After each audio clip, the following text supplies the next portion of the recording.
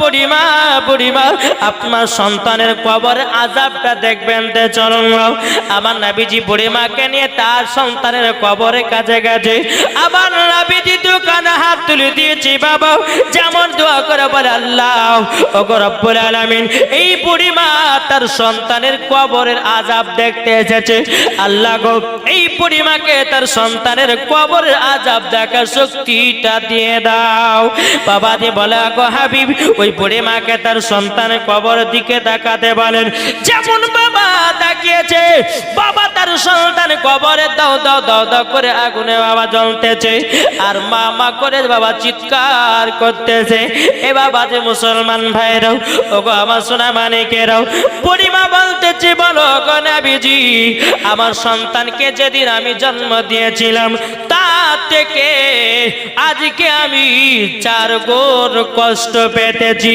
কেননা আমার সন্তানকে দুনিয়াতে জন্মগ্রহণ করার পরে ওই সন্তান অন্ধকারে কবরে যাওয়ার পরে মা মা করে চিৎকার করে, আমি মা জননী সন্তানের কান্না সহ্য করতে পারি না।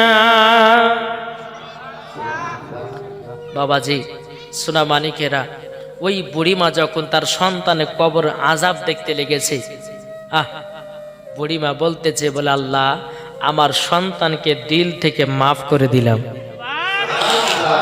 যেমনই মাফ করে দিয়েছে, আল্লাহর কি কুদরত, ওই কবর আযাব হালকা হয়ে গেছে। তাহলে চিন্তা করুন, বাপ মাকে যদি মহব্বত না করেন, বাবা মরার পর জান্নাত তো দূরের কথা, জান্নাতের গেট পর্যন্ত দেখা তার নসিবে জুটবে না। কি জুটবে? নামাজ পড়েন, রোজা করেন, হজ করে, যাকাত দেন, সব করেন, কিন্তু মা বাবাকে যদি একবার দুঃখ দিয়ে দেন বাবা, নামাজ রোজা সব কিছুই বিফলে যাবে। ঠিক কিনা? এখনকার অনেক যুবক ছেলেদেরকে দেখা যায় বাপ মা আছে কুড়ো ঘরে আর তার সন্তান আছে বাবাজি ছাপ্পর খাটে শুয়ে। লজ্জা করার দরকার কি দরকার না?